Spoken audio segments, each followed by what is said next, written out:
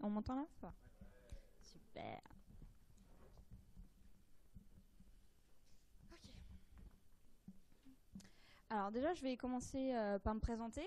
Donc moi, je suis Julia, je suis journaliste pour le site Travel and Move. Donc Travel and Move, c'est quoi? C'est un site, un média B2B qui parle des nouvelles technologies dans le tourisme, des nouvelles technologies dédiées ou applicables au tourisme. Donc on s'adresse à la fois aux décideurs, mais aussi aux startups. On parle de plein de sujets, on parle de big data, de mobilité, de robotique, de digital marketing, de réseaux sociaux et j'en passe. Donc voilà, une fois par an, on sort le MOOC. Je ne sais pas si vous avez déjà vu, dans Wacom City Lab, il y en avait pas mal avant. Le MOOC, c'est un mélange de magazine et de book. Et en fait, on sort ça à l'occasion du salon Top Reza en septembre. Et en fait, on reprend tout ce qui s'est passé dans les nouvelles technologies et le tourisme pendant un an. Voilà, donc ça fait 160 pages et c'est un format papier assez sympa. Donc voilà. Je voulais juste préciser, alors moi je ne suis pas une spécialiste du growth hacking. Tom, c'est pas son domaine de prédilection, Travel and Move. Mais c'est un sujet qui nous intéresse beaucoup, parce qu'on s'intéresse à l'innovation, aux startups, donc voilà. Alors, c'est quoi le growth hacking? Alors déjà, je voulais savoir, est-ce qu'il y a des gens qui savent à peu près déjà ce que c'est le growth hacking? Une personne, c'est déjà... Bon, ça va, je vais vous apprendre des trucs normalement. Donc, il faut savoir que le growth hacking, c'est plutôt plus un état d'esprit qu'un ensemble d'outils. En fait, c'est un concept qui est apparu aux États-Unis il y a 2-3 ans. Et c'est un peu le buzzword du moment, surtout dans l'univers des startups. Là-bas, aux États-Unis, c'est quelque chose qui est beaucoup plus ancré en fait dans la culture des jeunes entreprises, et ça commence à arriver en France. En fait, il n'y a pas vraiment de définition exacte du growth hacking. Je vais quand même essayer de vous en donner une. Et il n'y a pas une seule façon de faire du growth hacking. Donc le growth hacking, en gros, c'est la recherche d'une croissance rapide en utilisant des moyens disruptifs, des hacks, qui vont permettre à une entreprise de passer de milliers d'utilisateurs à plusieurs millions, et ce rapidement. On dit souvent que c'est gratuit, parce que contrairement au marketing traditionnel, on ne dépense pas des sommes astronomiques en campagne publicitaire. Mais bon, c'est pas tout à fait exact, puisque ça demande quand même des moyens humains et du temps. Comme on sait tous, le temps, c'est de l'argent. Donc voilà. Donc le growth hacker, c'est pas le messie qui va arriver dans une start-up qui va changer la face du monde au bout de 2 jours. C'est quand même un peu de travail. Et parfois, ça demande des mois, voire des années pour trouver la bonne idée qui va booster une start-up. Donc lui, vous l'avez compris, le gros hacker, il a pour mission d'assurer la croissance rapide d'un service ou d'un produit. Et il n'y a pas vraiment de profil type, encore une fois, de gros hacker. Bon, si on devait quand même rédiger une fiche métier, on va dire, le gros hacker, c'est quelqu'un qui doit avoir des compétences en SEO, en digital marketing, en psychologie sociale aussi, en analytics, en emailing et en A/B testing. Aussi, il doit s'y connaître un peu en développement, parce qu'il doit savoir quand même de quoi il parle. Humainement, c'est quelqu'un de très curieux, ouvert d'esprit, c'est quelqu'un qui a beaucoup d'imagination, et surtout c'est quelqu'un d'autodidacte. Il n'y a pas encore d'école de growth hacking en France. Donc voilà, il faut qu'il sache se servir de ses connaissances et de ses expériences au profit d'une start-up. Dans le growth hacking, il y a une chose fondamentale qui est la data. Toute initiative, toute expérimentation doit être le fruit d'une collecte de données et d'analyse de ces données. Donc en fait, il faut faire du big data. Donc il faut sélectionner les bonnes métriques, il faut les interpréter et il faut les concrétiser, les transposer en plans d'action concrets et efficaces. Il faut plutôt regarder la data, on va dire, enfin pas celle qui fait mal, quoi, celle qui ne nous rassure pas trop, pour pouvoir évoluer. Parce que dans le gros hacking, il y a quand même une culture de l'échec qui est assez importante. Il faut tout le temps se remettre en question. pour expérimenter de nouvelles choses et développer de nouvelles idées. Donc il faut quand même avoir un moral en béton et persévérer continuellement. Il y a un entrepreneur et business angel auprès des startups aux États-Unis qui s'appelle Dave McClure et qui a concrétisé ça dans un schéma qui n'est pas très très beau. Ce schéma, ça s'appelle le ARR, le AARRR. Et ce schéma, en fait, ça reprend le cycle de vie d'un internaute que les startups doivent suivre. Donc la première étape, c'est l'acquisition. Comment les prospects arrivent-ils sur le site? Ensuite, il y a l'activation. Qu'est-ce qu'ils font lorsqu'ils sont contents de ce qu'ils trouvent sur ce site? Ensuite, il y a la rétention. Est-ce qu'ils reviennent sur le site? Le referral, comment les utilisateurs promeuvent le produit ou le service. Et enfin, revenu, donc comment les prospects se transforment en clients. Est-ce qu'ils se transforment en clients? Donc voilà pour la partie purement théorique. On va passer maintenant à des exemples plus concrets. Donc l'exemple le plus parlant lorsqu'on parle de growth hacking, celui le plus connu aussi, c'est Hotmail. Hop. Donc pour la petite histoire, en fait, la messagerie, elle a été créée par deux anciens de chez Apple, Jack Smith et Saber Bhatia, à la fin des années 90. Et en fait, ils voulaient s'envoyer des mails au boulot sans que le boss puisse les lire, sans qu'il puisse les voir. Donc du coup, ils ont eu l'idée de cette messagerie. Au départ, la stratégie marketing, elle n'était pas folichonne, quoi. C'était des publicités à la radio, c'était des encarts publicitaires au bord de la route. Donc forcément, ça décollait pas des masses. C'est en 2007, en fait, qu'ils ont une idée qui a tout changé. Cette idée, en fait, c'était de mettre PS I love you, get your free email at Hotmail à la fin de chaque email envoyé. Cette simple phrase, en fait, ça a fait le buzz. Ça a permis de multiplier le nombre d'utilisateurs. Et en 6 mois, Hotmail a atteint le million d'utilisateurs seulement. Un an après avoir créé le buzz, Hotmail a été racheté par Microsoft pour 400 000 $. Voilà. Millions, pardon, oui. Autre exemple majeur, c'est celui de Dropbox, qui servit en fait des principes de la gamification pour collecter de nouveaux utilisateurs. D'ailleurs, pour l'anecdote, on dit souvent que c'est lui qui a créé le terme de growth hacking. C'est Sean Ellis, qui est marketing director chez Dropbox, celui qui aurait inventé ce terme-là. Donc là-bas, c'est une culture vraiment ancrée.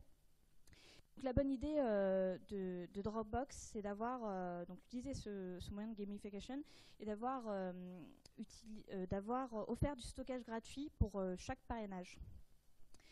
Ils ont repris aussi le même principe, en fait, avec plusieurs autres actions pour avoir du stockage gratuit.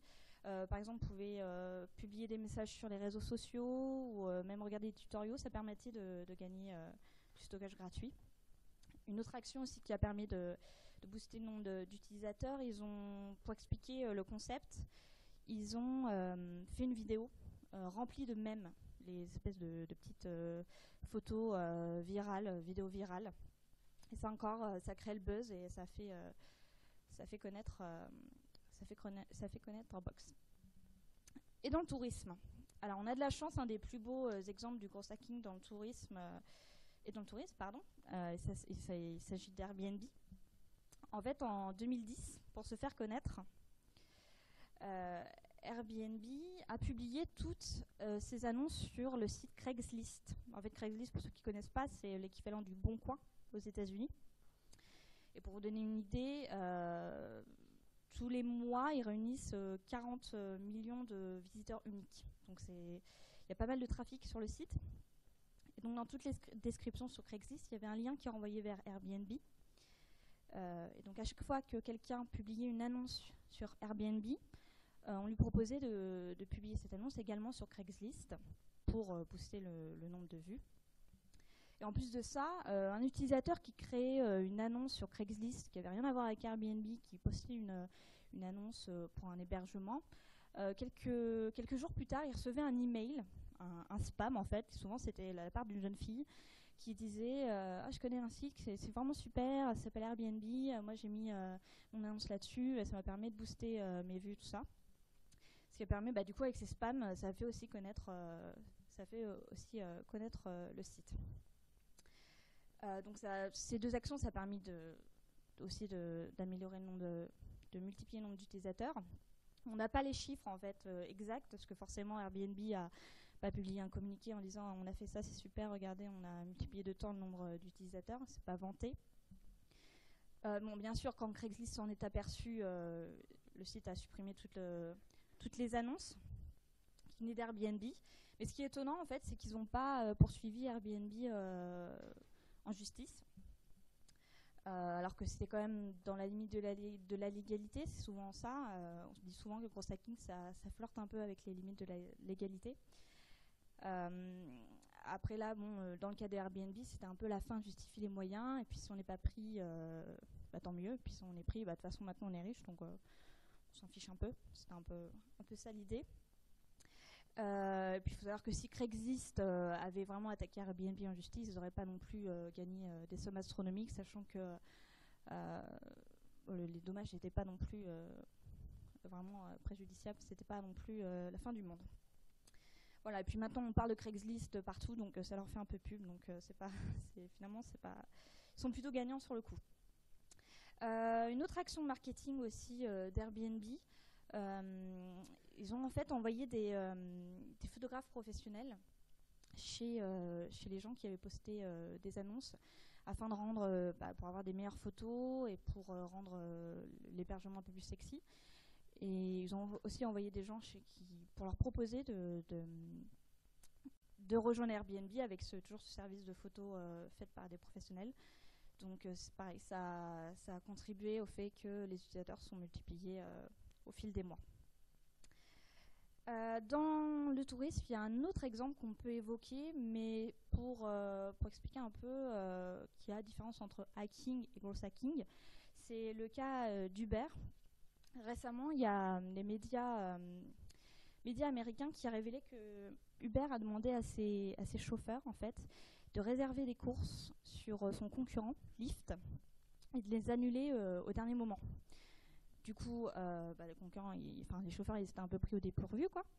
Et en plus de ça, du coup, les chauffeurs, ils récupéraient le contact des chauffeurs Lyft pour ensuite les débaucher pour qu'ils viennent chez Uber.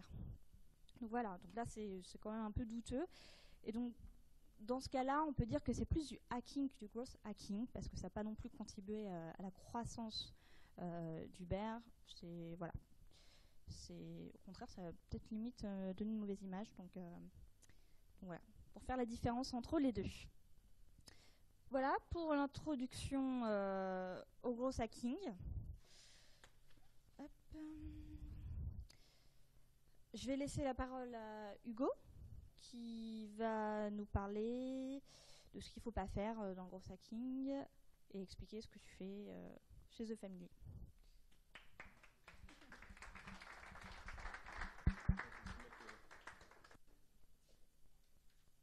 C'est ça ?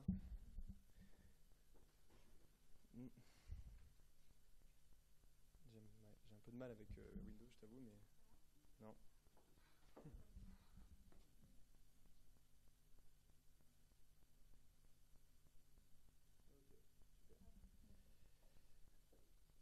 Eh ben, merci d'avoir fait l'intro et merci de m'avoir invité surtout. Bon, je vais me présenter vite fait. Je vais déjà vous demander qui a un service web, ou en tout cas qui a un service qui à un moment ou à un autre est un produit web ici. Ok, la plupart des... Ok, tout le monde en fait. À peu près tout le monde, donc c'est cool. En gros, moi je travaille pour une structure qui s'appelle The Family. Qui connaît The Family ici? Ok, bon, écoute, je vais faire vite alors. The Family, c'est une infrastructure de service pour les startups. On leur fournit de l'éducation, des privilèges et un accès au capital. Donc vous avez sûrement déjà entendu ce discours-là. Je pourrais vous raconter un peu plus ce que c'est The Family. En gros, ça fait 2 ans qu'on est sorti. On a accepté plus de 250 startups. Il y en a 3 qui aujourd'hui valent plus de 100 millions. en capitalisation globale. Et puis on essaye de voir la prochaine Billion Company sortir de France pour pouvoir faire une belle exit et puis redistribuer plein d'argent dans l'écosystème français. Et notre mission, c'est justement de le rendre un peu moins toxique, en tout cas cet écosystème-là, notamment avec beaucoup d'éducation. Et c'est dans cette optique-là qu'on a sorti en fait plusieurs conférences, cycles de conférences, dont le Growth Hacking Meetup. Et pour donner un tout petit peu de contexte, pour vous raconter un peu pourquoi je suis là aujourd'hui, moi j'ai monté des boîtes avant, je montais une boîte dans le crowdfunding, dans la musique, et quelques apps. Il y en a qui ont marché, il y en a qui ont un peu moins marché. Mais la dernière boîte que j'ai montée, je suis parti la monter dans la vallée. Et dans la vallée, j'ai rencontré justement Dave McClure, que tu citais là, qui a fait le framework ARRR. Et j'ai rencontré notamment Sean Ellis. Et j'ai découvert ce thème Growth Hacking. Et quand je suis rentré en France et que Oussama, le fondateur de Family, a créé de Family et m'a dit ok, viens, on rentre en tant que staff maintenant que tu as arrêté de faire les startups, je lui ai dit il faut absolument qu'on fasse un meet-up là-dessus. Il faut absolument qu'on évangélise sur ce terme-là. Pas uniquement parce que c'est un buzzword et que ça peut faire venir plein de gens à de Family, c'est cool si ça se passe comme ça, mais aussi parce qu'en fait ça va encercler plein de techniques, un mindset surtout dont on n'a pas l'habitude de parler en France, et ça va permettre d'évangéliser beaucoup de choses qui vont permettre de monter le niveau d'éducation moyen du start-upper en France et à Paris. Et en gros sur ça, ce que je vais essayer de présenter, mais comme du coup je ne savais pas que personne ne connaissait le Growth Hacking, je vais essayer d'être un peu plus didactique sur ces 10 erreurs que font les startups et du coup qui les font rater le coche de la croissance. Je vais essayer d'être très... donc n'hésitez pas à me couper chaque fois que vous avez une question. S'il y a un terme que je n'ai pas expliqué, j'essaye normalement d'être assez pédagogique si on part de plus tôt, mais n'hésitez pas à me couper. Donc, première, et on va lier ça avec ta slide sur le ARRR. Personne connaissait ici le framework ARRR. ARRR. Ok, en fait c'est la vie. Parce que là je commence numéro 1, ne pas commencer par la rétention. Il s'avère que c'est la 3e étape du framework, donc il faut revoir un tout petit peu le framework pour que vous ayez un peu une notion globale de ce que je vais aborder. Autrement, ça sert à rien. Donc ce qu'on disait, c'est acquisition, activation, rétention, referral, revenu. Je vais faire un exemple avec une startup et je vais faire un exemple avec une pizzeria. Comme ça, au moins, vous êtes clair. Genre, vous savez ce que c'est une pizzeria pour sûr. Vous pouvez vous mettre dans la peau d'un gars qui a une pizzeria. Donc, acquisition, pour une startup, c'est un utilisateur, un prospect potentiel qui vient sur votre landing page et qui voit votre proposition de valeur. Votre unique proposition de valeur. C'est super important. Cette proposition de valeur, c'est ce qui va faire qu'en 5 secondes, pas plus, parce qu'en gros, quand il y a un mec qui vient sur une landing page, en moyenne, il reste 5 secondes, il va comprendre ce que vous faites, et il va décider de partir ou de continuer. Et ben, la proposition de valeur pour une startup, Airbnb, ça va être aller habiter chez l'habitant pour moins cher et pour mieux qu'un hôtel dans les 30 secondes après, parce que c'est très rapide. Voilà, ça va être ce genre de proposition de valeur super. Uber, ça va être votre personal driver beau gosse avec une voiture stylée, et ainsi de suite. Ça, c'est la proposition de valeur qui va faire ou non que vous allez avoir de l'acquisition. Pour une pizzeria, le gars, il va passer devant la pizzeria, il va voir la proposition de valeur, la meilleure pizzeria de Paris. Et à ce moment-là, il va décider, ok, est-ce que je viens ou est-ce que je viens pas. Mais il voit la proposition de valeur, il arrive à un moment sur votre page, qu'elle soit physique, une pizzeria avec marqué un truc, ou qu'elle soit digitale avec votre site web. À ce moment-là, le gars, il va décider de rentrer. Et on va arriver dans la partie activation, la 2e étape. L'activation ou l'onboarding chez les startups, c'est comment, à partir du moment où il dit « Oh cool, la proposition de valeur, elle me plaît, je vais commencer à rentrer dans l'onboarding », donc dans le onboarding comme dans l'avion, on vous onboard, on vous invite, comment est-ce que je vais essayer de le convertir en un utilisateur? Et qu'est-ce que je dois faire pour le convertir en un utilisateur? Je dois lui permettre d'avoir le plus rapidement possible une expérience satisfaisante du produit. Une seule. Pour un utilisateur d'Uber, c'est commander un Uber ou voir les Uber qui se baladent comme ça et faire oui. Pour Facebook, par exemple, l'activation, c'est d'avoir 7 utilisateurs.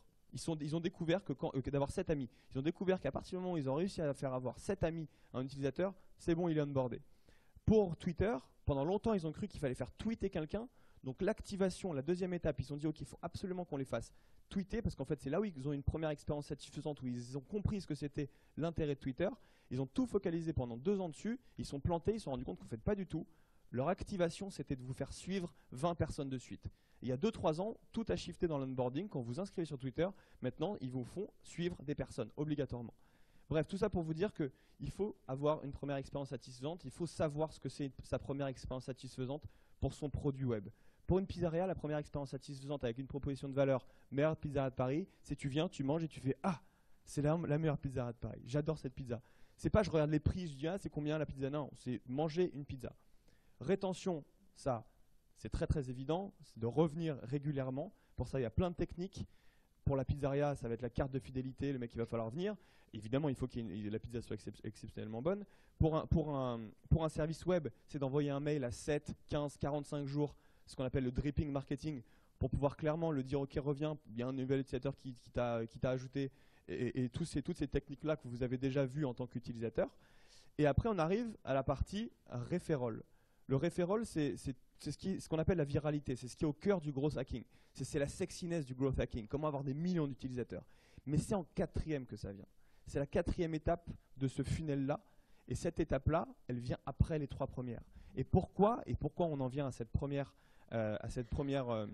slide? Pourquoi on est obligé de commencer, et l'erreur c'est de ne pas commencer par la rétention, parce qu'autrement on a un panier percé.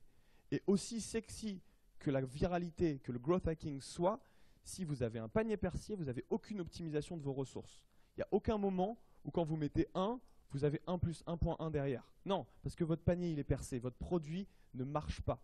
Votre produit n'a pas ce qu'on appelle en bas le product market fit. Qui voit ce que ça veut dire le product market fit? Ok, donc le product market fit, en gros, c'est quand votre produit a un fit avec votre marché et qu'en fait les gens restent. Et dans l'histoire de la startup, enfin dans la vie de la startup, pour moi il y a deux étapes. Il y a avant le product market fit, 95% des startups françaises en sont là, et après le product market fit. Avant le product market fit, on essaye d'optimiser l'acquisition, l'activation et la rétention.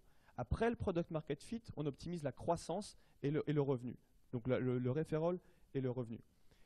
La première erreur, c'est d'oublier cette règle-là et de commencer directement par la croissance et de rentrer dans ce genre de problème. Et comment on fait pour essayer de se focaliser sur la rétention au début, qui est la première erreur de ne pas le faire? On mesure le product market fit. Pour mesurer le product market fit, ça veut dire comment on mesure que les gens reviennent et que les efforts qu'on fait sur le produit, les nouvelles features ou pas, justement, on va voir, comment on fait pour voir si effectivement il y a des gens et on s'améliore et qu'on arrive à cliquer ça. Eh bien, on regarde les cohortes. Les cohortes, c'est un truc exceptionnellement important quand on fait de la statistique et quand on fait une startup.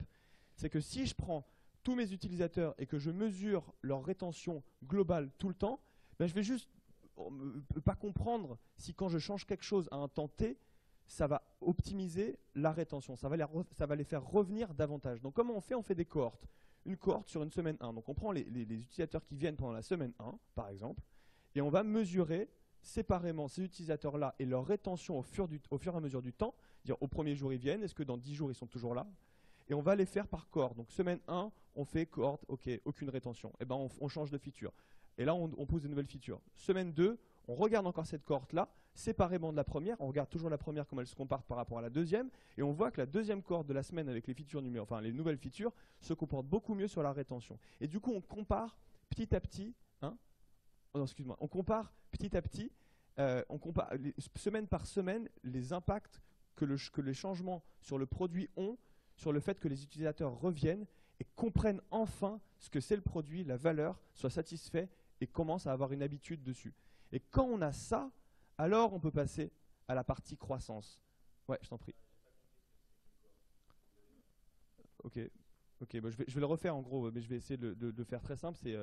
C'est juste de séparer l'analyse des données d'utilisation de votre service. Donc en gros, imagine tu mets 100 utilisateurs sur ta plateforme sur un jour. Allez, on va prendre un jour. Il y en a sur 100 utilisateurs, déjà il y en a 40 qui vont partir au moment où il faut sign up. Et donc tu dis ok, je perds sur le funnel, sur ce funnel-là, je perds 40% à l'inscription. Puis il y en a 20% que tu vas perdre au moment où tu veux les faire. Si tu veux leur faire un tweet, tu vas les perdre à ce moment-là.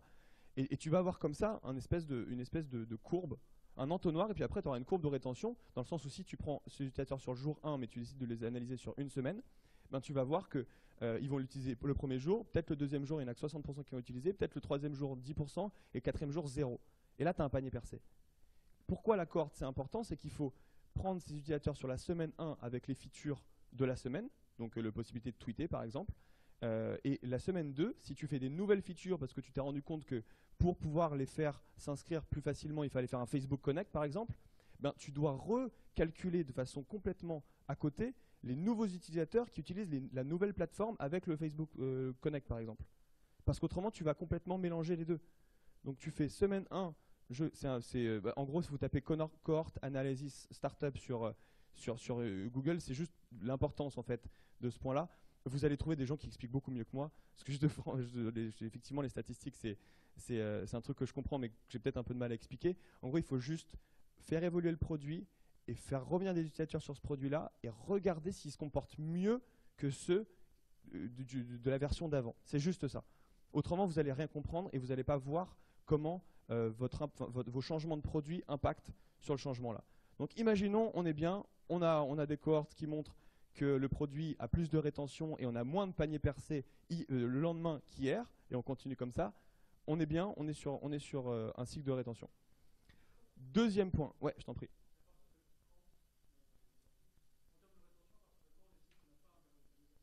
Ça dépend de ton business, ça dépend de ton...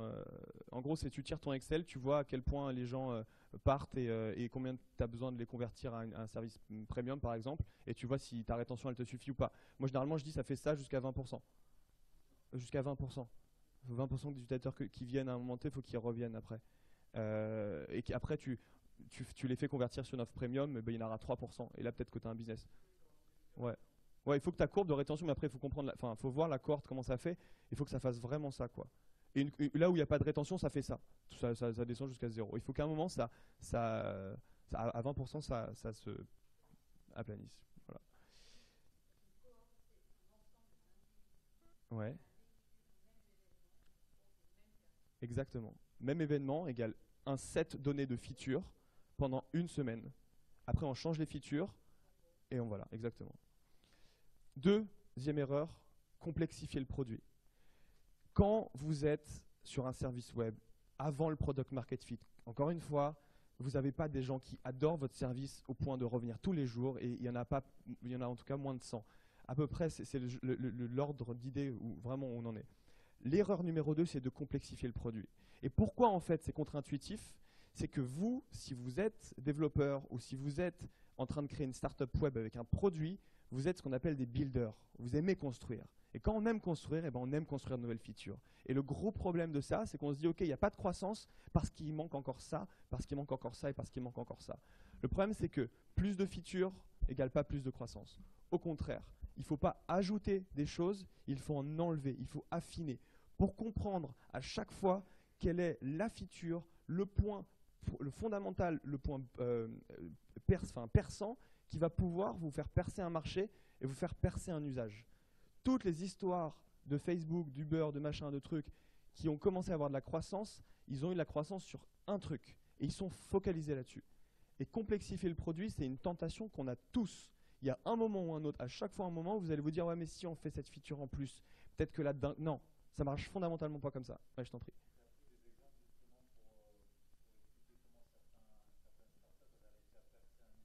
Ouais.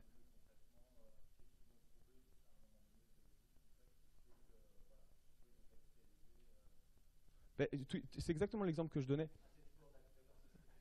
Ouais. Ça va les faire. Et en fait, c'est que avant ça, ils ont trouvé vraiment un seul usage et avec limite un seul type de personne qui allait utiliser ce truc-là. En gros, Facebook, évidemment, quand tu le vois maintenant, quand tu le vois il y a même 8 ans, c'est parti sur un usage énorme. Avant ça, ils ont trouvé un fit énorme sur les étudiants d'Harvard auprès de très peu de personnes. Et déjà, les 1000 premiers utilisateurs sur Harvard, les 1000 premiers qui sont revenus tous les jours, là, ils étaient après le product market fit. C'est juste que la plupart d'entre vous, la plupart des startups de 2Family sont avant cette étape-là et n'ont pas encore trouvé la partie vraiment cruciale qui vont faire que les gens vont adorer quelque chose. Facebook, par exemple, c'était tout con, mais ça a été de mettre des profils pictures avec un trombinoscope et de dire est-ce que les meufs sont en relationship ou pas. Tout le monde voulait aller dessus. Et ça a fait partie de ce truc-là qui a dit ok, tout le monde absolument voulait venir dessus. C'est ce genre de trucs qui sont aussi simples que ça, mais qui en fait arrivent quand on affine le produit et pas quand on le complexifie. Vraiment. Troisième, parce que je vais finir, j'en suis qu'à 3. Troisième, et c'est vraiment pour vous dire que c'est dans le mindset, la troisième erreur, c'est chercher ce qu'on appelle la silver bullet. Genre un truc qu'on vise, c'est parti, j'ai une courbe qui explose d'un coup. Ça, même quand on a product market fit, ça ne marche pas comme ça. Et ça vient des mythes du gros hacking et des mythes justement qui ont fait la gloire du gros hacking, comme les Airbnb, comme tous ces trucs-là. Parce qu'au final, Airbnb, ils n'ont pas cherché la silver bullet. Ils ont tellement galéré. Genre, au départ, Airbnb, les gars, ils étaient tellement nuls, ils avaient tellement rien qu'ils sont allés à un moment, genre à la fin de leur vie, enfin à la fin de leur cash qui restait, ils sont allés habiter chez les gars qui utilisaient Airbnb à New York. Et à ce moment-là, pour essayer de comprendre, pas pour genre ils n'avaient pas si peu d'argent que ça, mais pour essayer de comprendre et de leur dire voilà, on ne comprend pas pourquoi vous l'utilisez et que personne ne l'utilise. Et à ce moment-là, ils ont compris. Et vous allez voir comment le gros hacking, comment c'est con et que c'est pas juste on pense à un truc de génie, on a une idée et on la déploie et ouais, on est trop intelligent. Non, ils sont allés les voir et ils se sont rendus compte qu'en fait, que chaque personne qui à New York utilisait Airbnb à fond, c'est parce qu'en fait, ils pouvaient pas louer leur appartement. Il leur fallait plus d'argent, c'était la crise. Alors qu'ils pensaient que ça a été un délire de co-création, de co-machin truc, je suis en mode couchsurfing, je veux quelqu'un qui vienne chez moi, une expérience différente. Pas du tout. Quand ils se sont rendus compte de ça, ils ont complètement shifté le focus. Ils sont allés scraper et acheter des documents d'impayés bancaires pour voir quels gens entre 18 et 30 ans étaient tellement dans la merde pour rembourser leurs prêts. Ils sont allés voir les banques en leur disant on est capable de leur donner une formation pour une possibilité qui rembourse. Les banques leur disent ok, allez-y, je vous donne tous les fichiers, j'en ai rien à foutre. Vous me les faites rembourser. Ils sont allés les voir un par un et là, en ayant le fichier, les mails et tout, ils sont allés complètement défoncer la croissance. Mais c'est en essayant de chercher pourquoi les gens pouvaient aimer ou pourquoi les utilisateurs, les peu d'utilisateurs, ils étaient très peu, actuels, kiffaient le produit, qui sont allés trouver un moyen d'aller choper quelque chose et créer de la croissance. C'est pas une espèce d'idée Deus Ex Machina en disant ok c'est parti, j'ai une idée de folie. Toutes ces petites choses au contact de vos utilisateurs vont vous faire comprendre ce qui va pouvoir leur faire plaisir et ce qui va faire qu'ils vont pouvoir après en parler ou pas. Et ça c'est vraiment le principal, c'est que c'est un process qui est vraiment dans un mindset et pas juste dans des idées, un peu comme l'entrepreneuriat. Quatrième grosse erreur, c'est ne pas être focus. Bon, ça c'est une erreur de la vie, c'est une erreur de la startup, c'est une erreur dans tout. Je vois pas comment quand on n'est pas focus, on fait quelque chose. Mais justement, ne pas être focalisé. Focus, pour ça j'ai mis un nec, j'ai dit focus. Focalisé, je sais pas, pas être concentré sur un truc. Mais justement, ça va être le point, c'est qu'on pense que quand on est dans la croissance, on va pouvoir avoir plusieurs relais de croissance. On pense qu'on va dire ok, on va tester ce mécanisme de croissance-là, ce mécanisme-ci, ce mécanisme-là. En vérité, il y a vraiment 4 façons de scaler la croissance, c'est tout. Il y a paid, vous payez SEO, enfin SEM et compagnie, AdWords, Facebook Ads. 2, viral. 3, SEO, référencement. 4, sales, une façon d'optimiser les sales de façon drastique. Dans le numéro 2, viral, il y a 3 façons d'avoir de la viralité à partir du produit. Et ça, c'est le principal du gros hacking. 3 façons. La première, je vais prendre l'exemple de Dropbox, comme ça au moins c'est clair. La première, c'est la viralité inhérente au produit. C'est-à-dire que dans l'utilisation même du produit, ça implique de partir à l'extérieur du produit et de revenir dedans. Donc de faire partager à d'autres gens pour qu'ils reviennent dedans. Dropbox, typiquement, ben écoute, moi quand je mets tous mes documents sur Dropbox parce que ça me résout un problème à moi, ça me les sauvegarde. Dès que je veux le partager à quelqu'un d'autre, ben, je lui envoie le lien Dropbox. C'est beaucoup plus simple. Il l'a directement, il n'a pas besoin de le télécharger, j'ai pas besoin de lui uploader. Et ben naturellement, quand quelqu'un va sur le lien Dropbox, il sait quoi Dropbox, boum, il télécharge Dropbox. Ou en tout cas, il comprend la proposition de valeur, il aime, il télécharge. La viralité inhérente, premier type de viralité, c'est 70% de la viralité observée sur les services web. C'est ça. Numéro 2, la viralité d'échange. Toujours Dropbox. La viralité d'échange, c'est hey mec, tu kiffes Dropbox, 2 gigas de plus si tu invites 3 potes. Je t'échange quelque chose, tu me ramènes de la viralité. C'est 20% de la viralité des services web. Ça marche, beaucoup plus des fois sur certains types de sujets, mais en moyenne, on est dans cet ordre d'esprit-là. Troisième type de viralité, la viralité d'amour. Je kiffe trop Dropbox, je le partage à tous mes potes tellement c'est chambé. 5-10%, pas plus. Tout ça pour vous dire que c'est facile en fait de lister le type de façon d'avoir de la croissance. Le but c'est pas ça, le but c'est juste de prendre une et de la défoncer. Une seule. Et d'être focus. Et pour ça il faut prioriser. Priorisez à chaque fois en fonction des channels, donc les façons dont vous allez acquérir les utilisateurs, vous allez les chercher. Le channel, ça peut être les partenariats, ça peut être aller dans la rue, ça peut être hacker Twitter, créer une pub Facebook qui déchire tout, ça peut être n'importe quoi, créer une boucle virale. Il y a vraiment plein d'autres choses, mais en fonction de votre typologie de gens et de la façon dont vous voulez aller les chercher, vous allez avoir une priorisation qui va être propre à chacun d'entre vous. Ouais. Mhm. Bah, moi, je ne considère pas de viralité parce que pour le hardware, pour très bien voir cette problématique, il faut un nombre de mails de gens qui sont prêts à acheter ton truc. Il faut juste. Là, franchement, tu les achètes. Non, mais en gros, il y a plein de gens aujourd'hui. Tu vois, ExoPlus, par exemple, ces gars-là, ils ont levé un petit peu d'argent pour aller clairement choper des adresses mail. Alors, soit avec ces trois trucs-là, donc vraiment, soit tu payes de l'AdWords, ou tu vas voir un gars qui est influent dans ton truc et tu lui dis, écoute, t'aimes ça, vas-y, balance la landing page. Et ils ont comme ça, avec, je crois, ils ont levé 100 000 euros. Ils ont eu plein de mails. Et après, ils ont lancé un campagne Kickstarter. Ces gens-là ont tous mis de l'argent. Ils sont allés voir tous les médias web et tous les médias en gros pour raconter l'histoire. Oh, on a explosé notre truc, alors qu'ils savaient très bien qu'ils allaient exploser. Les gens étaient prêts à acheter. Et du coup, après, ils créent de la viralité par la presse. Donc c'est vraiment un peu à l'envers.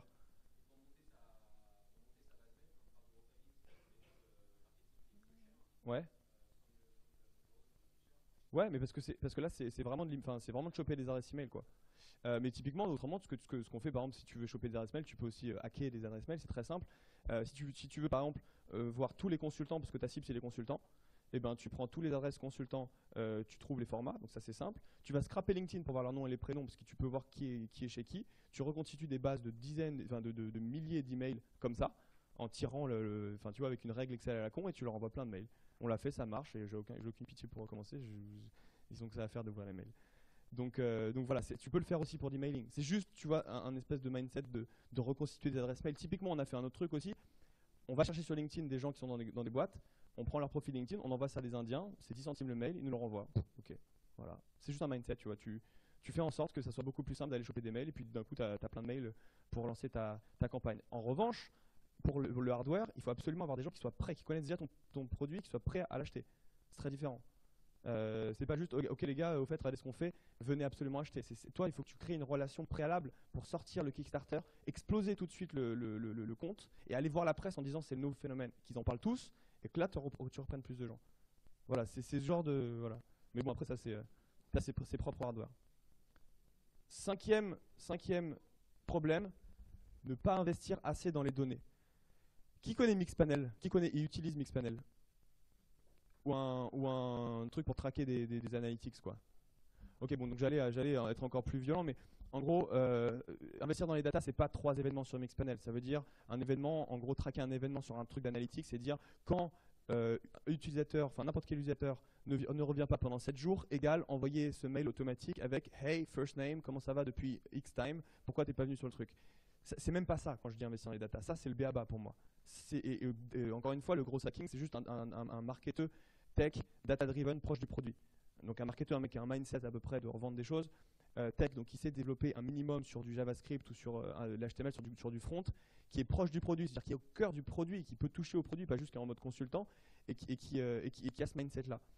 Les données, aux États-Unis, vraiment, tu l'entends tout le temps. Il y a marqué ça sur les murs, il y a marqué In God we trust, for all others bring data. Voilà, c'est simple. On croit en Dieu, tous les autres vont me ramener des données. C'est tout. Donc il n'y a pas de je pense qu'en fait, la viralité, elle va se trouver sur le. Non, tu fais ton test, tu me ramènes des données, on accélère. Point. Et pour ça, il faut absolument avoir toujours le funnel en cohorte, le funnel en tête, et toutes les semaines, retester de nouvelles choses, des nouvelles hypothèses qui sont backées de façon quantitative pour se dire on progresse. Si on ne peut pas mesurer, on ne peut pas progresser, on ne peut pas s'améliorer. Et dans le gros hacking, ne pas investir dans les datas, fondamentalement, en vous, comprendre, aller lire des blog posts, aller comprendre ce que c'est ce funnel-là et comment l'implémenter dans votre produit et l'optimiser à chaque fois, vous imaginez même pas le nombre de personnes que vous plantez juste à votre sign-up page ou juste à votre landing page et vous imaginez même pas la capacité d'optimiser ça, alors qu'en fait, dès qu'on a des bases, on est capable de faire de l'A/B testing, typiquement, comme tu disais tout à l'heure. Qui voit ce que c'est l'A/B testing? Bon, pour les autres, l'A/B testing, en gros, c'est je prends une version Google, c'est trop bien. Je prends une autre version Google, c'est encore mieux. Je fais venir 50% des gens ici, 50% des gens là, et je regarde qui c'est qui convertit le mieux. Et j'optimise, et je continue, et je continue, et je continue. Et en fait, de faire ça, c'est très rationnel. Et après, il faut de l'intuition pour tester des choses différentes, mais ça vous permet d'être en mouvement. Tout le monde, dans le monde des startups, optimise régulièrement et tout le temps, en fait, constamment, toutes les semaines, ce genre de message, ce genre de feature, ce genre de positionnement. Et le font encore plus une fois qu'ils ont 10 000 personnes qui viennent par jour parce qu'ils ont des échantillons qui sont beaucoup plus intéressants. Numéro 6, ne font pas assez d'expérimentation. En gros, vous avez, je ne sais plus qui c'est qui dit, mais des expérimentations, vous pouvez en faire 10 par semaine. 10 expérimentations différentes par semaine. C'est un set, c'est pas un set de tactiques, c'est vraiment un process, un espèce de mouvement. Vous êtes en vélocité à faire toujours des expérimentations. Et en fait, les expérimentations, elles servent à quoi? Elles servent à valider ou invalider des hypothèses. Mais pour valider une hypothèse, ça veut dire qu'il faut un objectif, il faut un goal. C'est-à-dire que je dis, si je ramène des chauves sur une landing page où il y a marqué « c'est fini la calvitie », je pense que je vais avoir 50% de conversion. C'est ça une hypothèse. Et donc, je fais le test. Je fais venir des gens, je vais chercher sur chauve.com, je les contacte tous avec un bot qui va leur envoyer des messages. Ils viennent tous sur ma landing page avec une proposition de valeur et je vois combien effectivement me donnent leur mail. C'est ça une expérimentation. Et ça peut être de la même manière. Je pense que si je mets le bouton en jaune plutôt qu'en vert, je vais avoir par rapport à la corde d'avant plus 10% de conversion. Et là, tout de suite, vous avez une expérimentation avec une hypothèse et un objectif qui fait que vous échouez ou vous réussissez. Mais vous n'êtes pas entre les deux. C'est très très binaire en fait ce genre d'expérimentation. Et les hypothèses, elles se basent en 3 points. C'est hypothèse utilisateur, hypothèse produit et hypothèse channel. Vous avez des utilisateurs d'un côté, une typologie très spécifique que vous testez au départ, les chauves. Vous avez un produit, antichauve.fr, et vous avez votre channel entre les deux. Comment je vais aller les choper? Et en fait, à chaque fois ça, il y a des hypothèses qu'il faut lister dans un Excel avec vraiment une histoire. Vous racontez une histoire, c'est une hypothèse avec à la fin un objectif de conversion, un objectif de coût, j'en sais rien. Et derrière, vous avancez, vous avancez, vous avancez. Et ce qui fait qu'on n'est plus juste dans une espèce de nébuleuse de théorie ou alors une nébuleuse d'avis et on pense qu'on a raison parce que dans les startups, réellement, personne n'a raison. Enfin, personne ne prouve qu'on a raison. On ne peut pas prouver qu'on a raison. On a raison, on n'a pas raison. Et comment on fait? On regarde des données qui sortent des expériments, des expériences. 7. Ensuite, ne pas creuser. Quand on réussit quelque chose, il faut comprendre pourquoi. Quand on rate quelque chose, il faut comprendre pourquoi. Et comment on rate ou comment on comprend pourquoi? On peut comprendre de 3 façons, comme on peut créer des hypothèses de 3 façons. Quantitatif, qualitatif, intuitif, très simplement. Et autant on a très vite compris une fois qu'on voit les datas pourquoi ça marche ou pourquoi ça ne marche pas, autant pour essayer de comprendre de la façon plus intuitive, il y a des objets très simples. Par exemple, il y avait un start-upper qui est venu voir et qui me dit « Putain, j'ai déchiré Product Hunt, je ne sais pas qui c'est qui connaît Product Hunt. C'est une plateforme qui propulse des startups tous les jours et tu votes en plus ou en moins ce que tu as aimé. Et il y a plus de 2 millions d'utilisateurs tous les jours qui viennent, donc ça crée du trafic. Il me dit, putain, on a défoncé Product Hunt, on a 10 000 utilisateurs. Ils viennent, ils sont tous venus. Pas de rétention. Comment je fais pour gros hacker? Je suis mec, il n'y a pas de gros hack là-dessus. Tu prends les gens, les 100 personnes qui utilisent tous les jours ton truc et tu ne sais pas pourquoi. Tu ne sais pas pourquoi ils l'utilisent aujourd'hui. Et tu vas faire un Skype avec eux. Tu crées des événements sur Mixpanel. Automatiquement, ceux qui utilisent le plus Lab, je leur envoie un message automatique avec leur prénom, mon prénom. Tu fais un doodle, tu mets un format. Vous êtes 3, vous en prenez 5 par jour. Allez, c'est parti. Et comme ça, au moins, à 3, vous en faites 100 en une semaine. Et c'est ça, en fait, dig and learn. C'est ça, creuser. C'est essayer à la fois de comprendre les datas et essayer de comprendre aussi pourquoi les gens utilisent ou n'utilisent pas votre produit. N'hésitez pas à faire des Skype avec les gens qui l'utilisent et ceux qui ne l'utilisent pas. Pourquoi? Parce qu'au final, il y a plein d'exemples d'interviews que vous pouvez faire parce qu'il ne s'agit pas de leur demander « Bonjour, ça va, code neuf, pourquoi tu ne l'utilises pas ?» Il s'agit de repartir sur un process, de comprendre pourquoi ils sont là au départ et pourquoi ils continuent ou ils ne continuent pas à l'utiliser. Il y a vraiment plein de types de questionnaires, Customer Survey, Startup, Growth Hacking et vous le trouvez assez facilement. Numéro 8, ne pas double down. Ne pas double down, c'est le pire. C'est que souvent, on a l'impression qu'une startup, c'est une entreprise et qu'elle est dans une espèce de laïcité du marketing. Une espèce de, on va mettre un peu tout comme ça, on va créer une assise un peu multi-pilier où on va être bien, on va être stable dans le… Non, en vérité, ici, c'est pas ça. Aujourd'hui, vous avez tellement peu d'impact et de force qu'il faut essayer de maximiser l'impact sur un tout petit point pour percer quelque chose. Pourquoi? Parce que c'est des lois de la physique très simples. Quand vous n'avez aucune force, il faut être le plus sharp possible. Et pour pouvoir percer un marché ou pour pouvoir percer un corps, n'importe quoi, il faut un truc pointu. Il faut pouvoir me planter pour me rentrer dedans. Une fois que vous avez planté et que vous êtes rentré dedans, c'est une autre histoire. Mais pour l'instant, ici, personne n'a réellement planté, parce que planter, il aurait déjà explosé, il viendrait donner un cours ici. Et au final, quand on essaye de double down à chaque fois et qu'on rentre dans ce mindset-là, on n'est pas dans une stratégie multicanal. On est dans une stratégie de découvrir au départ en testant 2-3 max, 2-3 canaux et techniques, de voir celle qui convertit le plus et de mettre en double. C'est une espèce de martingale inversée. Quand vous réussissez, vous mettez le double sur le même. Et au final, là-dessus, Zynga, qui connaît Zynga? Enfin, tout le monde connaît Zynga. Zynga, c'est les éditeurs de Farmville et compagnie, là, tous les jeux de Facebook. Eux, un jour, ils ont compris que les virtual gifts, juste avant les vacances, c'est ce qui leur faisait l'acquisition. Tout le monde s'éclatait avec ça et tout le monde partageait à tout le monde. Ils ont fait que ça. Ils ont fait que ça. Mais ils n'ont pas fait que ça en ayant deux employés. Et ils ont fait que ça jusqu'à être valorisés plusieurs milliards de dollars. Ils ont fait que ça. AppSumo, il a compris un truc avec et en gros, c'est une espèce de Groupon du deal pour développeurs iPhone et pour ces trucs-là, quoi. Donc, il te amène des deals sur des nouveaux services destinés aux développeurs d'applications. AppSumo, il a découvert un truc sur des contests, des concours. Il a découvert un truc sur des concours et une façon de faire des concours pour que ça marche, il a fait que ça. Que ça. Il faut à chaque fois le double sur le canal d'acquisition qui marche. Point. Et après, on voit. Mais au départ, il ne s'agit que de ça. 9e étape, ne pas allouer les ressources adéquates. C'est violent le gros hacking, c'est violent les startups. Si on parle de gros hacking et qu'on dit que c'est la rencontre entre l'engineering et le marketing à l'intérieur du produit, c'est que c'est forcément l'engineering et le produit qu'il faut aussi mettre en valeur et pas juste le marketing. Qu'est-ce que je veux dire par là? C'est qu'il faut absolument, quand on fait du gros hacking, être au cœur du produit. Si par exemple vous avez une agence de développement qui fait votre produit, c'est difficile de faire du gros hacking. Vous n'êtes pas dans le produit. Il faut des données, il faut des ingénieurs, du marketing et du design. C'est-à-dire qu'il faut, pour moi, pour pouvoir faire du gros hacking correctement et être dans ce mindset-là, dans cet état d'esprit qui soit en vélocité vers la croissance, il faut avoir 3 choses, 3 compétences clés en interne. 1, il faut avoir un hipster. Parce que j'ai fait 3 H les trucs, alors du coup j'ai dit que c'était hipster. Ouais, avec le chapeau là-bas. Il faut avoir un hipster.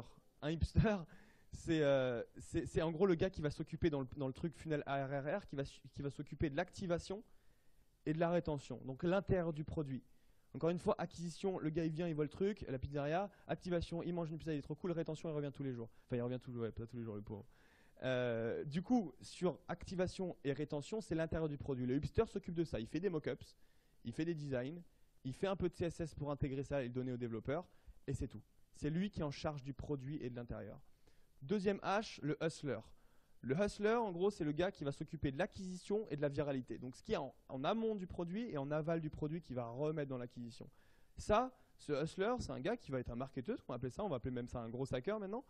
Il va simplement essayer de voir ce qui marche à la main et optimiser de façon automatique l'acquisition avec des bots, avec des scripts, avec des choses qu'il va demander au 3e gars qui va être le hacker. Et ce hacker, c'est lui qui va développer. Il va développer. Quand on alloue ce type de focus et ce type de ressources au produit, on est autonome et on avance. Et c'est ça le point du gros hacking, c'est qu'il faut toujours vouloir faire mieux et vouloir faire différent. Il faut faire une grosse différence entre la détermination et l'obstination. Je ne sais pas si c'est français. La détermination, c'est vouloir faire tous les jours un truc différent jusqu'à que ça marche. L'obstination, c'est faire tous les jours la même chose et attendre que l'upside soit différent. Le gros hacker, c'est exactement la première définition. C'est la détermination et la résilience. Il va continuellement essayer de chercher la croissance. Il va rater, jusqu'au moment, à force de rater, il va développer une espèce d'intuition de ce qui peut marcher. Et à partir de là, à partir de cette espèce de science de son produit, de ses channels et de son customer, parce qu'il a complètement tout raté depuis 3 mois et qu'il teste toutes les semaines 10 expérimentations, là, il va commencer à comprendre quelque chose que personne d'autre n'a compris sur la façon de faire plaisir et faire venir les gens pour qu'ils en parlent derrière. Et à ce moment-là, au bout d'efforts indéterminés et pas quantifiable, il va y arriver. Et la dernière, justement, c'est exactement ça, c'est ne pas changer et ne pas s'adapter. Parce qu'en fait, quand on parle de croissance et de growth hacking, il y a quand même deux étapes fondamentales qui changent. C'est la différence entre la traction et la croissance. Et entre les deux, vraiment, tout change. La traction, c'est pré-product market fit. C'est qu'il va falloir essayer de faire venir régulièrement des gens sur votre produit de façon automatisée, limite, que sur Twitter, ça aille favoriter automatiquement les mots-clés que vous voulez, que ça fasse venir des gens régulièrement sans que vous ayez rien à faire au départ. Enfin, vous n'avez rien à faire. En tout cas, le but, c'est de l'automatiser le plus possible pour que sur ces gens qui viennent, vous alliez pouvoir tester des hypothèses. Vous alliez pouvoir tester une rétention et atteindre le product market fit.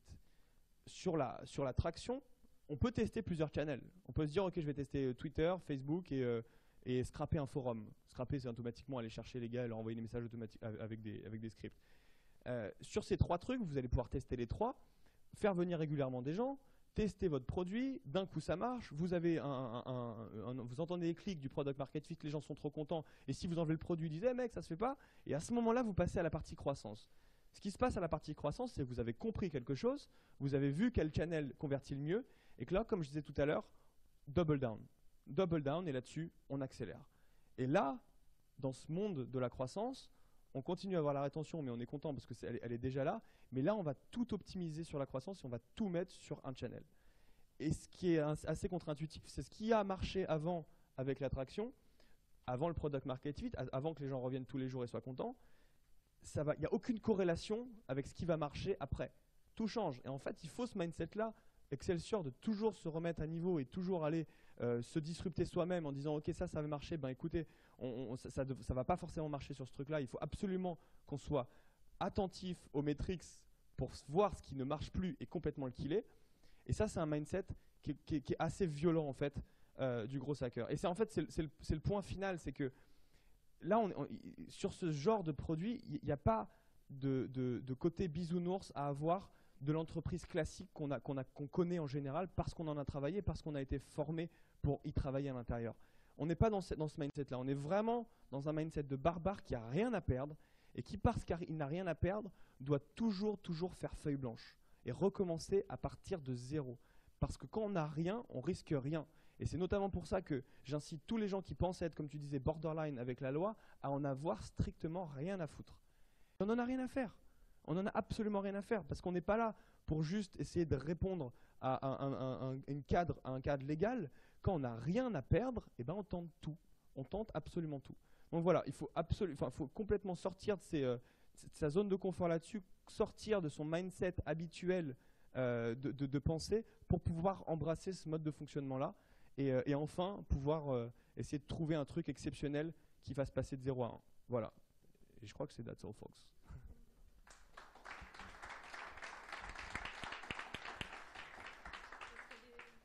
Si vous avez des questions, je t'en prie. Hacker. C'est hipster, le designer, hustler, le gros hacker en gros, et hacker, le hacker, le développeur. C'est le hacker, c'est celui qui va, voilà. Mais c'est des compétences qu'on peut avoir, soit les trois ont les compétences, soit il y en a où vous êtes que deux et vous trouvez ces compétences en interne. Enfin, il y en a un qui fait les deux, ou soit vous êtes 10 000 et attention, hein, quand on fait une startup, 1 ça marche pas, 2 ça marche très bien, 3 ça marche un peu moins bien, 4 ça marche pas. C'est comme ça. Voilà. 2 c'est génial, 3 c'est un peu moins bien mais c'est quand même génial, 1 et 4 on oublie. En tout cas, vous tirez vraiment une balle dans le pied. Ouais.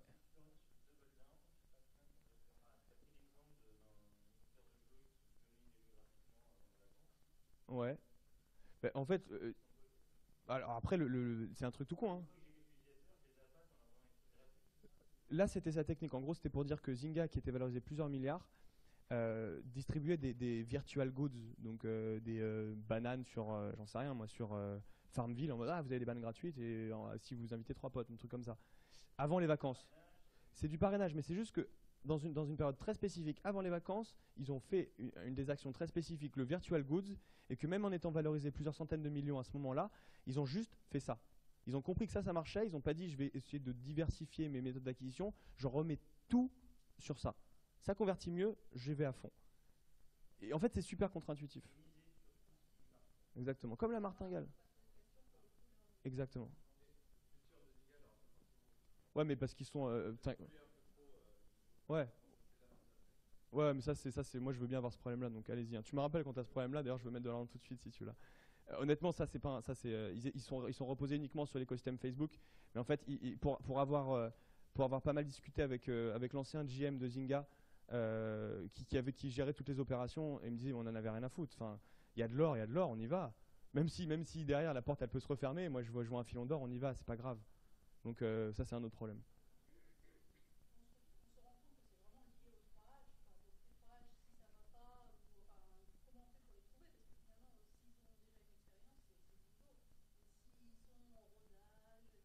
Ouais, mais les 3H après il faut un mec qui développe, un mec qui sache à peu près designer et faire du front. Enfin, non. En tout cas en France tu t'en trouveras pas. Non mais c'est vrai, enfin,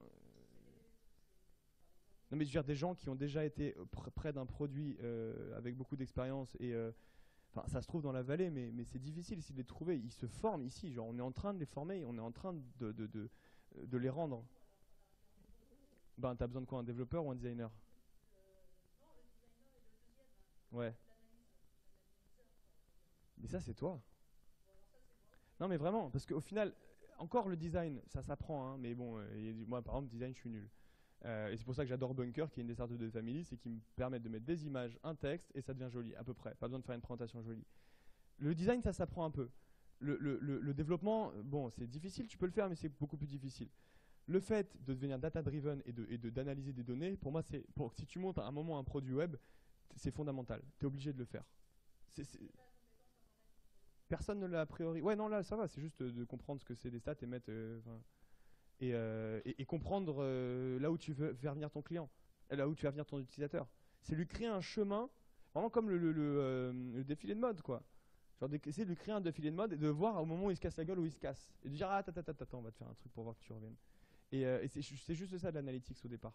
C'est juste qu'il y a plein de métriques, de données que tu peux suivre et que tu peux optimiser en fait. Et une fois que tu sais le faire, une fois que tu kiffes, tu as tellement de reward à le faire et à avoir d'optimisation que bah, tu es parti là, tu même plus besoin de. Tu vas apprendre à fond. Ouais.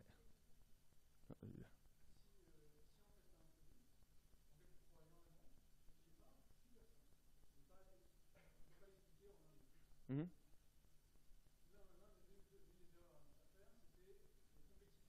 Ouais, bah tu les supprimes les features. Bah, si tu veux, mais si tu me dis qu'il est difficilement explicable en quelques mots, déjà tu as un problème d'acquisition parce que personne ne va venir, personne ne comprend ce que tu fais. Tu vois, genre si tu me dis toi-même qu'il est difficile à expliquer, t'as un problème. Tous les services qui aient commencé ou qui soient au départ ou qui soient complexes maintenant sont simples à comprendre. Attention, je n'ai pas dit qu'ils sont simples à comprendre dans la stratégie d'ensemble. C'est-à-dire que tu vas sur les sites, proposition de valeur unique en 5 secondes, tu as compris. Et si tu n'as pas compris, c'est que tu n'es pas la cible.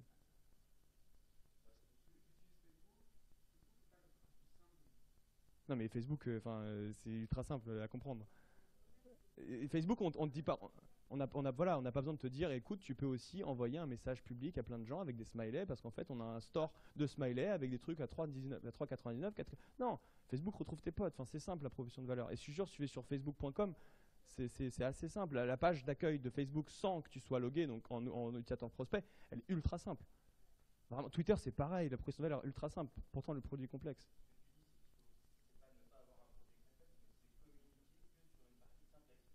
Avant la rétention, si tu as un produit complexe, tu es mort aussi quand même, hein. Je vais revenir là-dessus. Pourquoi? Parce que moi, j'ai souvent des gens qui viennent et qui essayent de pitcher des humains. Je m'explique.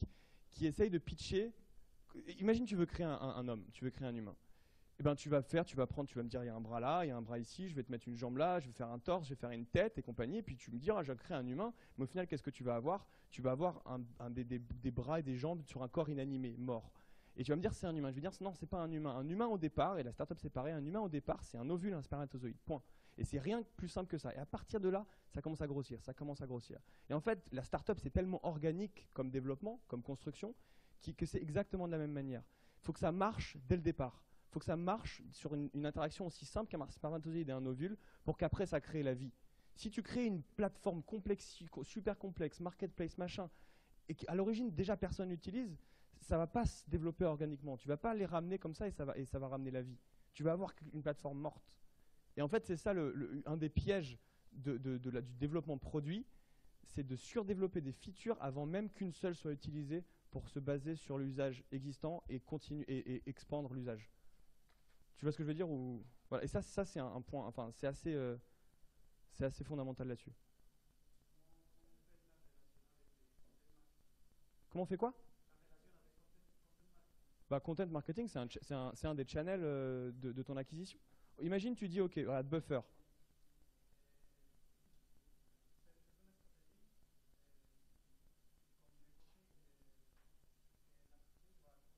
Mhm.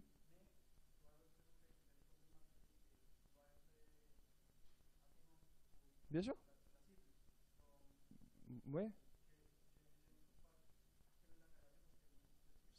Tu vois le funnel ARRR, referral, c'est ce qui fait que les gens, quand ils viennent sur ton site, quand ils comprennent ton site, et ben ils sont trop contents, et ben ils partagent sur d'autres réseaux et il y a des gens qui viennent.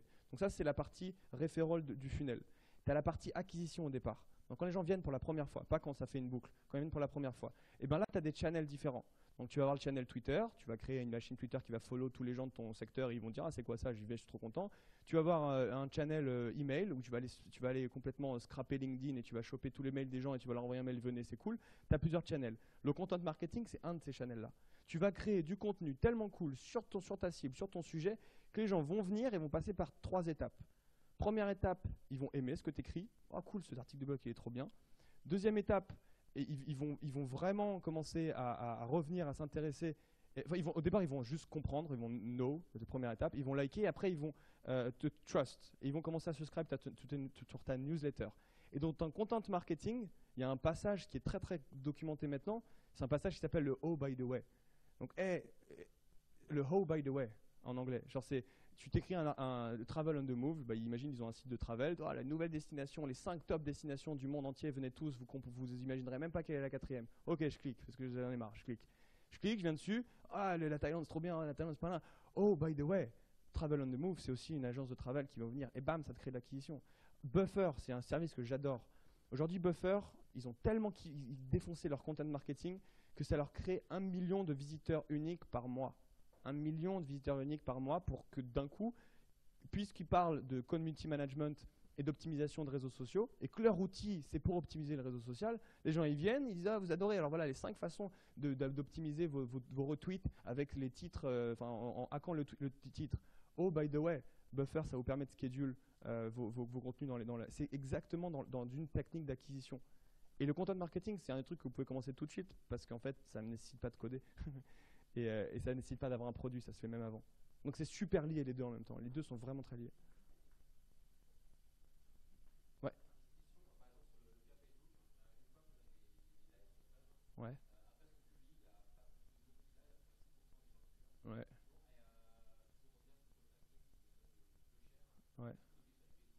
Non. Non, bah, Facebook, c'est fini le gros hacking sur Facebook. À part sur le content hacking, donc en mettant du contenu super cool. Et du coup, tout le monde le partage en mode démotivateur, BuzzFeed. Autrement, le gros hacking, c'est fini là-dessus. C'est très très difficile. Euh, Vraiment, Facebook, maintenant, c'est juste une caisse de résonance de votre excellence. Mais c'est pas un truc pour, comme je disais au départ, créer de l'attraction, donc un flux régulier de visiteurs. Moi, je le vois pas comme ça. C'est plus un moyen de rayonner que de se faire connaître.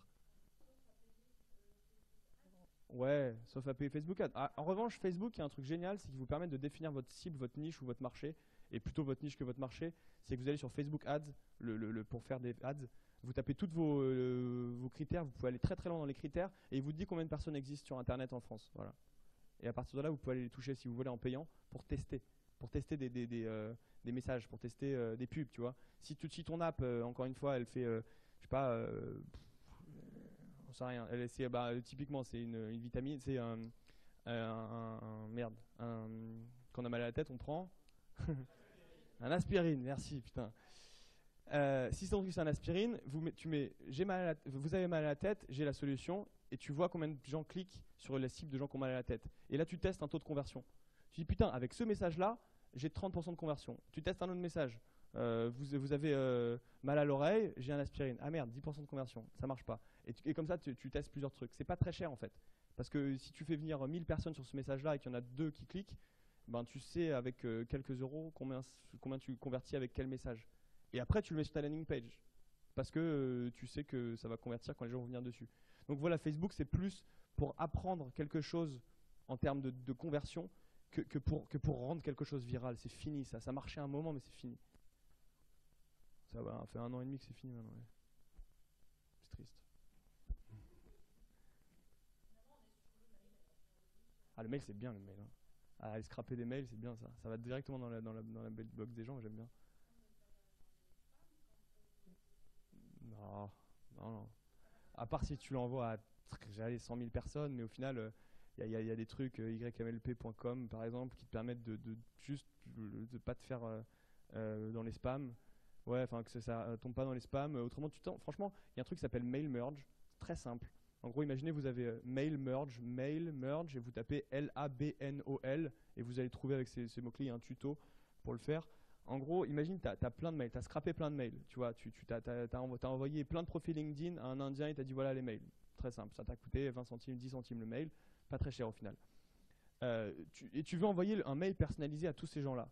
Et tu vas pas le faire à la main parce que c'est super dur. Et en même temps, tu vas pas aller le faire envoyer un mail générique. Pas possible. Quand tu as une relation comme ça, un prospect potentiel, tu es obligé de lui dire hey, Jean-Michel, tu es obligé de lui trouver son prénom. Donc, tu fais avec MailMerge, tu fais colonne de droite, colonne de gauche, prénom, colonne d'après, compagnie, colonne là, mail. Et là, tu crées ton email dans Gmail et tu dis hey, avec des balises, first name. Il va aller chercher le first name. Comment ça va? Quoi de neuf? Ah, company name. Écoute mec, voilà, j'ai un service malin, ce serait génial si on pouvait avoir une demi-heure de ton temps pour que tu puisses nous dire ce que tu en penses. Allez, et ça tombe bien, est-ce qu'on peut avoir un rendez-vous le? Et là tu mets date name et tu t'arranges pour avoir dans ta colonne des dates différentes. Et ouais, c'est gratuit. Et derrière, tu envoies tout automatiquement, 500 mails. Voilà. Et moi j'ai fait des vices horribles avec ça. Allez, ça va Hugo, quoi de neuf à deux familles? Putain, la dernière fois, j'ai vu que t'es allé à l'événement Event Name. Trop cool, putain. Et le gars a l'impression que c'est toi qui lui envoie le mail pour de vrai. C'est un truc de fou. Je l'ai même fait avec mes partenaires. Si. Ah bah si. Mais quand je reçois comme ça, je les crame et je dis mais ça me fait plaisir de recevoir ce mail-là. Ça veut dire que ça commence à être connu. Mais en gros, voilà, c'est tout ce truc-là qui fait que automatiquement, quand on a cette envie de découvrir ce qui marche, après de l'automatiser pour croître, on rentre dans le mindset, quoi. On est parti. Ouais. Attends. Ouais, mail merge, LABNOL, by Labnol. Et il y a un tuto. Il y a 2 liens, il faut un des 2 qui te donne. Non, c'est toi qui le mets dans un Excel en fait. Ah oui, bah oui. Ah bah c'est ça, ouais, ouais, ça. Ouais. Tu vas sur Odesk, c'est là où il y a des freelancers, tu prends les moins chers et les meilleurs et tu leur dis scraper LinkedIn et tu tapes sur Odesk scraper LinkedIn et tu as des dizaines de gars qui font ça. Ils savent ce que tu leur dis, je veux ça, ils ont compris déjà. C'est comme si tu découvres un moment que tu peux acheter de la weed, je vais te voir les dealers, ils vont savoir ce que tu veux, tu vois. Là c'est pareil, ils vont tout de suite comprendre, ok d'accord. C'est juste que c'est pas cher quoi, et au final tu peux le faire pour 1 milliard de trucs. Tu peux avoir Nous on a une startup à deux familles qui a levé 1 million d'euros, aujourd'hui qui a levé 1 million d'euros, qui copie exactement un site américain, mais quand je dis exactement, c'est à la virgule près. Hein. Il y a les gars les gars du forum américain, enfin du truc américain, ils ont sur un forum, ils ont dit ouais c'est quoi vos copycats? Ils ont dit il y a lui et lui, et puis on a un clone, c'est lui, c'est un clone, c'est la même chose. C'est choquant, même moi je suis pas bien quand je le regarde. Je me sens pas bien. Ces gars-là, ils ont levé 1 million, ils copient toutes les features et point par point que sortent le concurrent américain. Ils ont 40 développeurs en remote sur Odesk. Ils n'ont jamais vu. Ils n'ont aucune team de développement en France. Ils ont tout là-bas et ils leur disent ok tu fais cette feature, tu fais cette feature. Rien. Et là ils vont monter à 80. Rien. Ils que sur ça. Donc il y a plein de choses que vous pouvez automatiser dans l'acquisition, dans les tâches répétitives, sur de l'humain en fait. c'est pas obligatoirement le gros hacking c'est un mindset encore une fois. Tu vois c'est ça. C'est ok j'en ai rien à foutre, j'ai pas d'argent, je vais aller les former. Et 80 mecs sur Odesk, c'est n'importe quoi. Enfin, c'est génial, hein, mais c'est juste complètement taré. Dernière question.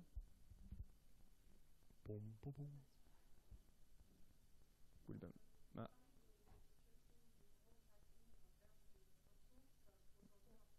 Ouais. Ah. En gros, c'est ce que je disais. Enfin, je dis souvent ça, c'est que aux États-Unis, le gros hacking, c'est un enfin, c'est un track record. C'est ok, il y a des gars qui ont fait des trucs exceptionnels, je les embauche, c'est les gros hackers. Parce qu'on peut se permettre dans cet écosystème-là, avec tous les gens qu'il y a et tout le talent qu'il y a et toutes les histoires de succès qu'il y a eu, de se dire ok, je vais engager, c'est comme ça que ça se passe, en fonction de ce que tu as déjà fait. Ils sont formés sur le tas, mais ils ont déjà des succès. Il y en a plein qui ont des succès. Exactement. En France, il n'y a pas de référence. Il n'y a qu'un potentiel. Et le potentiel, c'est beaucoup plus difficile c'est moins tangible. Et en fait, le but d'un gros hacker, c'est que. Moi, par exemple, on a recruté un gros hacker parce que j'ai posté un truc sur le groupe Facebook Gros Hacking, machin. Il y a un gars qui a commenté, il a dit ouais, machin, j'ai cliqué sur son profil Facebook. Il y avait marqué Bot Maker. J'ai dit ok, lui, je vais lui faire un workshop à deux familles, on va voir ce qu'il a raconté. Il est venu, je lui ai parlé pour commencer à discuter. Il a fait son workshop, j'ai vu le mindset qu'il avait, j'ai vu qu'il avait 21 ans, j'ai vu qu'il codait depuis qu'il était genre au collège, et j'ai vu qu'il avait drop out de son école. J'ai dit toi tu viens, on l'a embauché.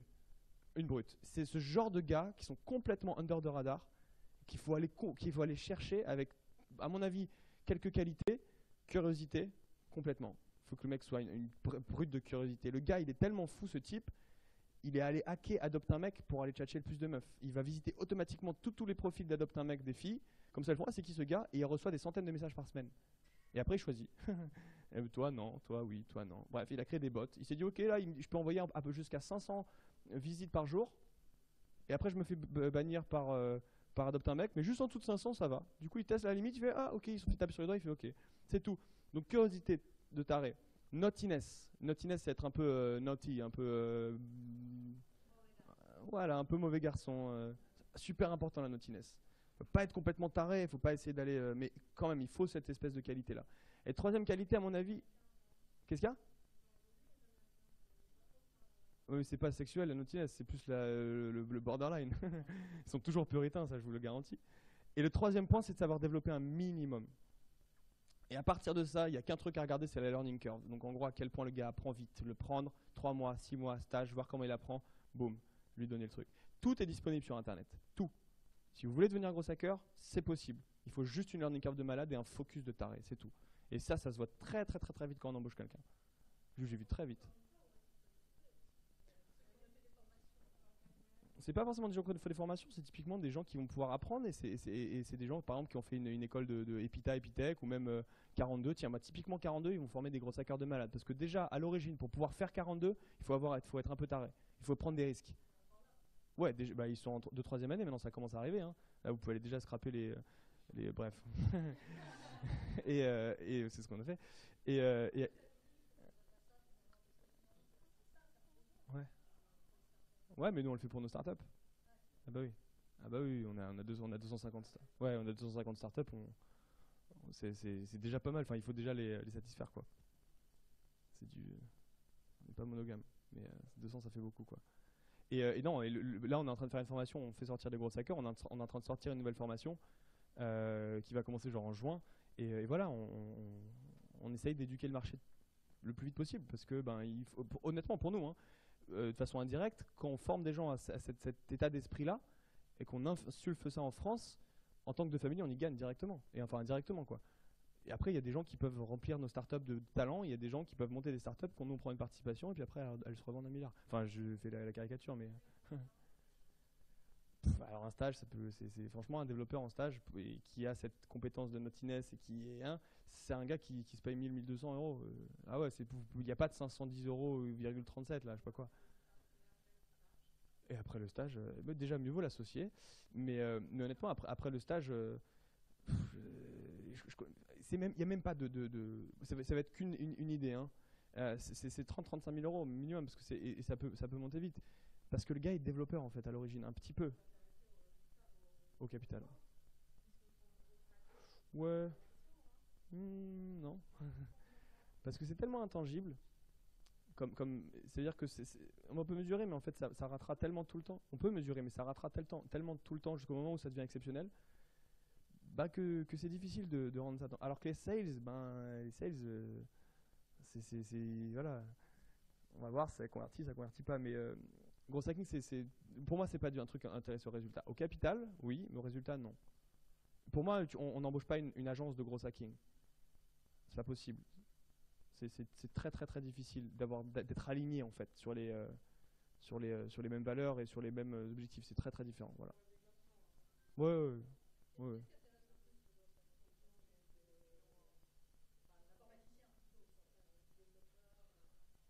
Alors refais-la.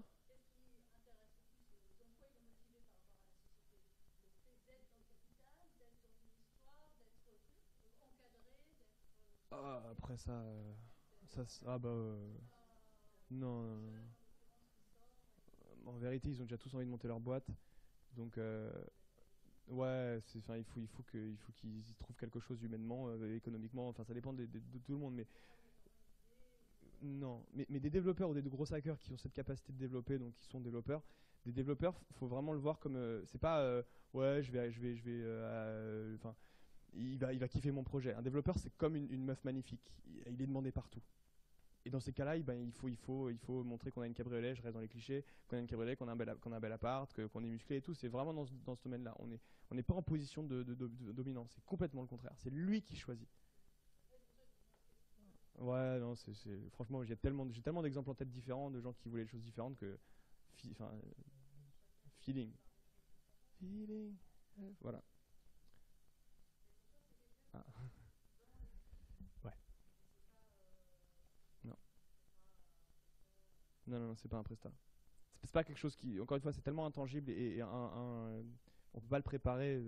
Tu vois, ça peut arriver du jour au lendemain que tu peux pas le mettre en dehors de l'entreprise et de dire ok, on va te faire un contrat de 3 mois. Alors, peut-être qu'il va pouvoir te former et ce sera plus de la formation qu'autre chose, quoi.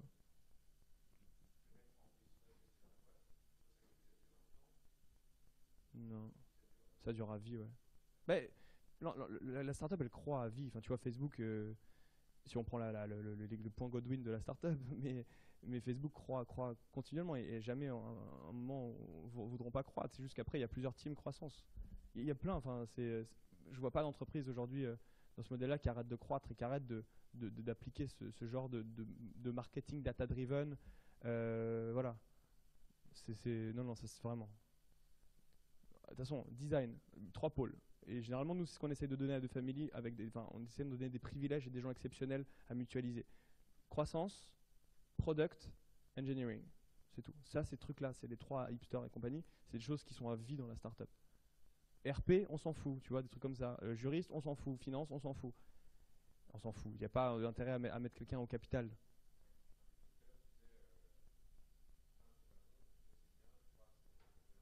Ouais. Ouais. De quoi? Non, mais les 3 H, c'est des compétences, hein.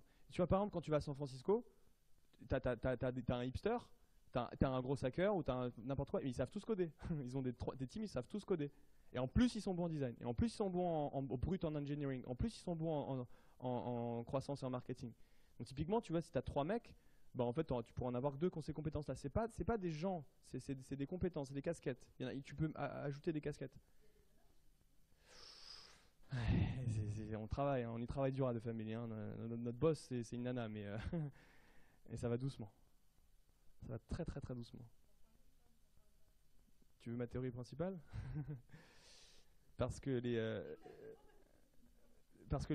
la plupart des fondateurs exceptionnels de startups, parce que la startup c'est la façon la plus hardcore, la plus violente et la plus brutale d'entreprendre, la plupart des gens qui réussissent fondamentalement ces startups-là ont un syndrome qui est le syndrome d'Asperger. À un moment ou à un autre, c'est pas des Asperger purs, mais c'est un peu des Asperger à un moment. Et en fait, un peu autiste complètement. Et c'est ces gens-là qui forment les teams, en France moins, parce qu'on n'est pas encore là, mais les teams brutales des US. Pour y avoir été, socialement, comme ils comprennent pas ce qui est la norme, un petit peu, hein, c'est pas des brutes d'autisme, mais comme ils comprennent pas ce qui est la norme, ils ont aucune friction à aller contre la norme. Exactement. Ils s'y rendent même pas compte qu'ils sont dans la transition. C'est juste normal d'aller où ils ont envie d'aller et d'être au focus et d'être brutalement déterminé. Et en fait, c'est des qualités qui se retrouvent dans l'autisme, dans cette forme d'Asperger. Et dans cette forme d'Asperger, les femmes sont même pas sous-représentées, elles sont presque enfin, pas. Donc, il y a plein de formes d'entrepreneuriat, mais l'entrepreneuriat startup, dans son extrême exécution, et l'exécution startup, c'est de l'extrême, n'a pas cette caractéristique qui font que les femmes y excellent. Elles excellent en revanche dans plein d'autres choses. Voilà. Bah oui, non mais attends, s'imagine le gars. Voilà, et ben écoutez, en revanche, par contre, pour faire le ménage, il y a non, mais s'imagine, il y a une espèce de un gène, non, c'est vraiment, franchement, il y a un mec, ça m'a marqué, je vais finir là-dessus, c'est un gars qui est venu, qui a revendu ses boîtes, qui est arrivé à poil dans la Silicon Valley et qui a réussi dans la Silicon Valley et qui a revendu, qui a fait une exit, qui connaît tous les gens qui ont réussi là-bas. Il est venu et tout, je l'ai fait venir, on a parlé beaucoup, on a bu beaucoup de vin, il m'a dit, son mec, c'est simple. Si tu veux faire une start-up en mode Silicon Valley comme ça devrait être fait pour que ça réussisse à peu près partout, tu prends 7 choses. Ta femme, tes enfants, le sport, la santé, le sommeil, tes potes, un hobby, ta famille, et t'en choisis 2. C'est tout. Et c'est comme ça que tu dois faire si tu veux réussir dans ce mode de fonctionnement. Et en fait, c'est ça. Et pour moi, de voir, on a plus de 250 boîtes, j'ai vu des dizaines, des centaines de founders, et notamment ceux qui ont réussi, intellectuels, au fur et à mesure, le pattern inconscient que je définis, c'est ça. C'est pas moi, je suis plus fait pour ça. J'ai pas compris que c'était pas fait pour moi. C'est pour ça que je suis là aujourd'hui. Hein. C'est autrement, je serais encore à San Francisco. C'est pas les RTT, c'est juste que j'ai envie d'avoir une vie, quoi. Les startups, il n'y a pas de vie, quoi. Bref, voilà. Bon courage. Des trucs horribles pour finir.